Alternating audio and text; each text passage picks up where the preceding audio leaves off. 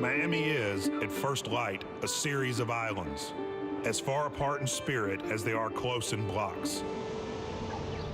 Most Notre Dame and Alabama fans in town for the national championship game woke up today in the most famous of those islands, South Beach, stepping into a dreamscape of pastel deco and tireless house music, an uns-uns that accompanies even breakfast, tight bodies and palm trees, and $300,000 cars, Crockett and Tubbs. This is only one face of Miami. Miami also looks like this.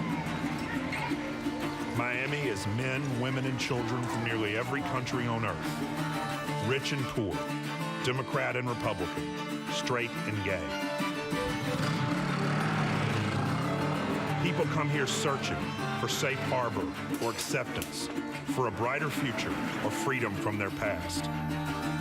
It might seem foreign, exotic, but really it's the most American of cities, a place built by immigrants. Their energy fuels the art, the fashion, the dominoes on Calle Ocho, the neon on Ocean Drive, and the football stadium north of town. That's what we're here for, a football game, an important one, between an Alabama team that has returned itself to past glory and a Notre Dame team looking to do the same thing. With the stadium close to exactly nothing, it's easy to think that this game has nothing to do with all those other islands of Miami. And yet there's something perfect about these two teams facing each other here in this strange archipelago. And Beretta intercepted by Teague. George Teague to the end zone, touchdown. This is where Notre Dame should play Alabama. Miami, after all, is a place where people come to find something they've lost, where they cling tight to something they've found. You are looking live at the Sun Life Stadium in Miami Gardens, Florida, for the 2013 Discover BCS National Championship. Here tonight, two of the more renowned schools in the history of college football, Notre Dame and Alabama, will compete for a national championship.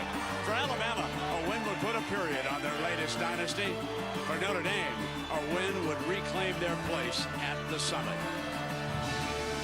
Good evening, everybody, and welcome with Kirk Herbstreit. I'm Brent Musburger. Thanks for joining us. And Herbie, what a scene we've got around this stadium here tonight. We've been coming to these national championships for a long time, and especially these BCS championships. I've never seen it like this. Just trying to get to the stadium alone was a zoo. You get inside, the energy down on the field in the pregame show, I've never seen anything like it. It's Notre Dame and it's Alabama, and it's game on.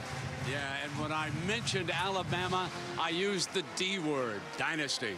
And you should. If Alabama is able to go on tonight and able to win this game, that's 3 championships in 4 years, which is just unprecedented right now in college football. If you throw in Nick Saban, what he did at LSU in 2003, he's really won 4 national championships if he wins tonight in 8 years of college coaching. Remarkable. I don't think we've seen anything like it. And Herbie, if you're like me, about the only way we could describe Notre Dame being here is magical mystery tour. I don't think anybody outside of that locker room, and maybe the family of the players, thought that Notre Dame had a shot to get to Miami and have a shot to secure a national championship, their first since 1988. We'll see if they can secure that tonight. We've got cameras all over the world. You can watch us live in the Vatican or in Dublin, Ireland tonight. And oh yes, up at the Grotto in South Bend, a final prayer. We'll keep an eye on activities not only in South Bend, but Tuscaloosa. Interest in this one extends far and wide, including, would you believe it, outer space. Go Irish. The TaxSlayer.com BCS pregame show is brought to you by TaxSlayer.com. File your federal return for only $9.95.